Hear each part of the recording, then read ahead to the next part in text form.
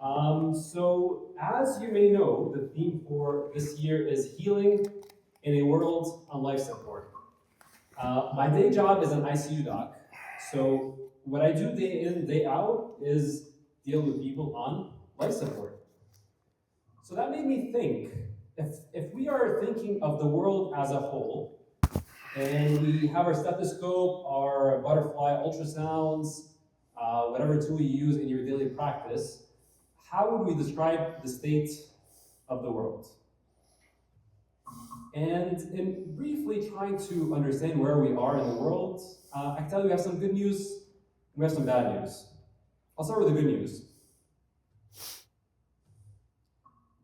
This is the global average life expectancy over the past 100 years. And as you can see, we live more than twice. We used to live 32 years, we now live more than 73 years. So quite a bit of an improvement there. We're, as a nation overall, much wealthier over the past 10, 15, 20 years. We also have a lot of incredible advancements. So this year, there was the world's first eye and face transplant right here in, close to here in New York City.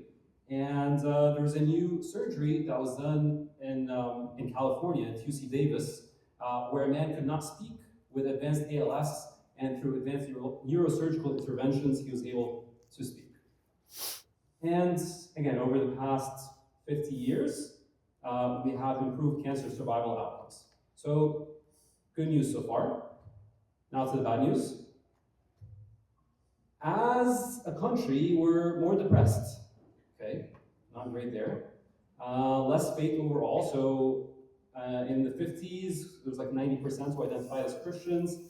It's down to 70%, and the curve that increases is what we call the nuns. So those who do not have a faith background. We also have less friendships. We're lonelier as a nation. So in the 1990s, close to 0% had no close friends, and now that's more than 20%, so not great. And also, our number of close friends have decreased over the past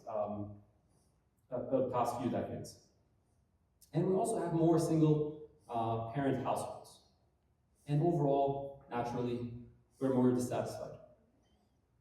So if we look at all that together, I think we would say that the world is pretty sick, right? I think we're not doing so hot right now, right? We live longer, we have more cooler toys and advances.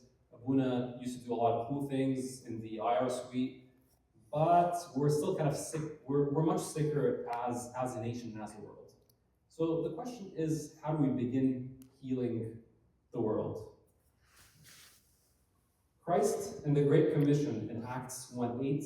So this is kind of his last message, his like drop the mic message before he departs, before he ascends. He tells the disciples, "But you will receive power when the Holy Spirit comes on you, and you shall be witnesses to me in Jerusalem, Judea, Samaria, and to the ends of the world."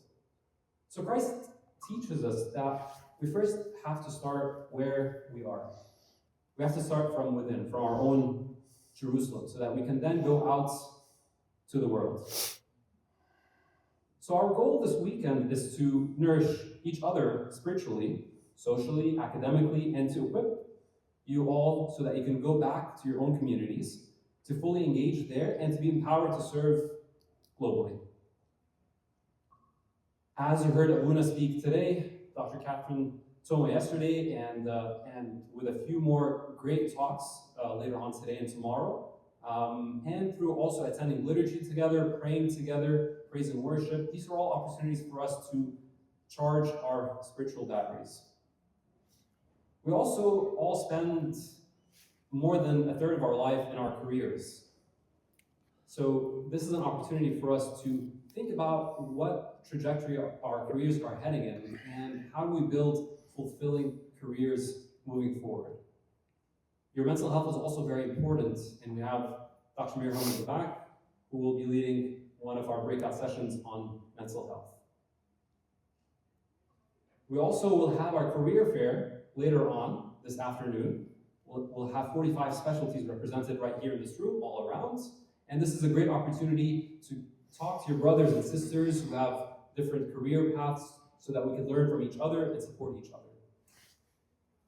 We also have our inaugural poster session that will be outside during the same time. This is a great time for you to share your research and the work that you do. It's also important to be financially well, and what that means is to have enough guidance and wisdom so that you're not concerned about your finances, and hence we have a breakout session to help better manage your finances. So we started from Jerusalem, and our next step would be Judea and Samaria. So when we leave here on Sunday, you're all going back to your communities, and the goal again is for you to then develop where God has placed you.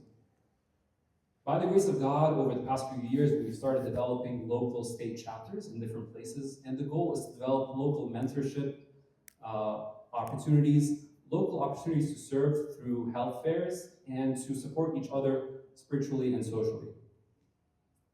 These are a few of the chapters that are currently in formation in Maryland, New York, Pennsylvania, and Florida, with a few more to come. These are some pictures from a recent health fair that we had in Bayonne, in New Jersey, where you could see the whole community coming together, all with their own skill sets, to serve where they are. It was a beautiful event. Mentorship programs is a great opportunity for us to learn from those who have passed ahead of us, and also to pass whatever we learn to those who are coming after us, so that we can support each other through this career that we have. We also need to support each other spiritually and socially so that we can develop together as the body of Christ. And these are some pictures from some of our local events. And finally, Christ tells us to go to the ends of the earth. We have another great breakout session later on the impactful global health and supporting the persecuted church. This is a great opportunity to learn more about the impact of global missions around the world and how to get involved. And O'Meary will also share in that session, and will talk briefly to us tomorrow about her book, talking about her experience with on mission trips and how that impacted her life. And this is the book that's going to be released next year. This is just a quick snapshot of some of the work that CMANA has been involved in around the world in 2025, with multiple mission trips throughout Africa and South America, with procedures being done, a lot of patients being seen, and if you have not been on a mission trip yet, I would highly encourage you to go on one. It may change how you see your day-to-day practice. These are the two types of missions that occur through CMANA. So we have the medical missions that have a medical focus, they're typically 1 week long, and the health education missions that are more educationally based, that are typically a bit longer, about 3 weeks, and those are geared to graduate and undergraduate students. If you could bring your cameras out, this is the schedule for next year. This is with a few more to be announced in Ethiopia and Rwanda. But this is just something to keep in mind so that you can start saving the dates on your calendars for 2026. Also, I encourage you to also keep your phones up and scan this QR code that will take you to a WhatsApp group for CMANA missions, where you could join the group so that you can get updates and join different subgroups through there. And if you have additional time and you would like to dedicate time in service, I encourage you to email missions@cmanaamerica.org, where they are looking for additional coordinators, communication and design specialists, and pharmacy team members. This is our wonderful CMANA missions team, led by Dr. Mark Marzouk, Mary Fahmy, who's our missions program manager, and Katrina Tadros, the missions logistics coordinator.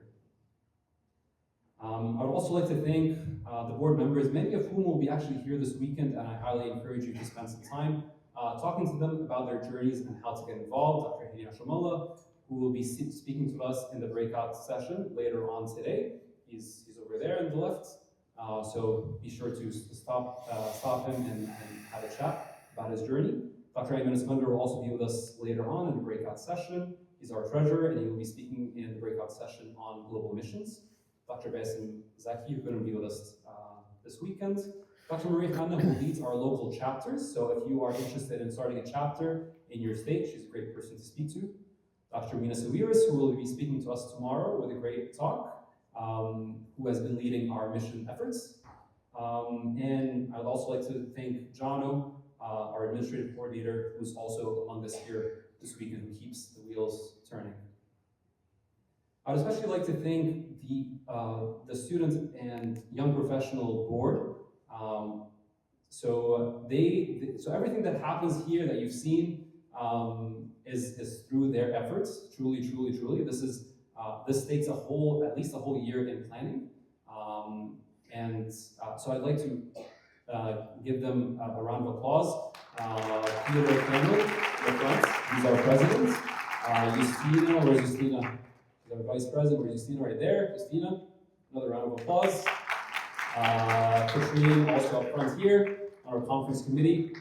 Regina Cornelius, who's our secretary. Hannah Girgis, who does our spiritual support. So as a group, before each meeting, we get together for a good 15 minutes and we read together. And usually what we end up reading together and praying on is what the theme becomes for that following year. So it takes a whole year of germination in our own hearts and among ourselves so that we can come together here and for it to be fruitful. Amir Halim as well. Where's Amir? Registration. Thank you, Amir. Jerome Nasha, who's helped spearhead the research competition that we will have later on. So please thank him when you see him. George Said as well. Viola Rascalla, Lydia Girgis, Michael Bascairon, and Maurice Miguel in the front. Thank you all for all your efforts. And finally, how can you get involved? So again, please take your phones out and scan the QR code. This just takes you to the QR code, which is also in your badges. And at the end, there's a survey where you could give us feedback on this weekend, but also to tell us how you would like to get involved. Right? This can only happen through the efforts of people just like yourself. So I highly encourage you to express your interest, talk to us individually, and fill the survey. You can get involved by coming to the conference. Thank you for coming, helping us planning it, helping start or get involved in a local chapter in your state, joining our conference planning committee, contributing to our mentorship efforts. So again, we can support each other through our career journeys, traveling on a mission trip or supporting the mission committee's efforts, or helping us with our marketing and IT support.